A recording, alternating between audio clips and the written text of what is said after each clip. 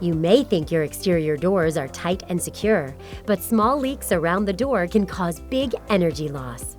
This is where your cool air escapes in the summer and where your warm air drifts to in the winter.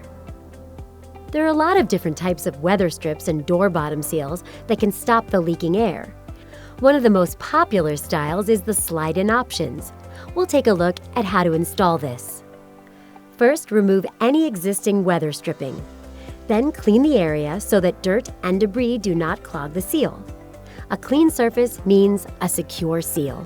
Measure the length of the door along the hinge side first, then the other side. The door should be closed when you take your measurement.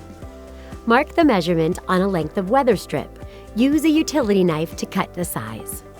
Next, press the weather strip into place. Cracks along the door frame are common, especially for doors that are exposed to outdoor elements like the Arizona sun. These cracks also let the cool and warm air out, so it's important to seal the cracks.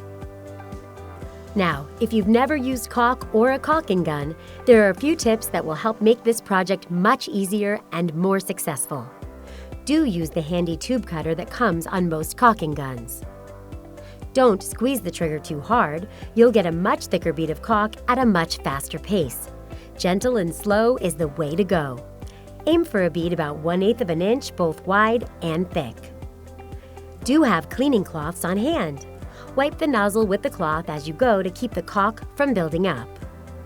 Don't use your finger to smooth the caulk unless the product specifically says to. In most cases, a caulk smoothing tool is the best method since caulk can contain chemicals that are harmful to your skin.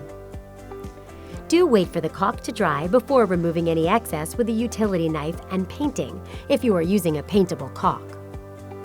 With a properly sealed up door, your home is ready to handle the elements while keeping you comfortable all year.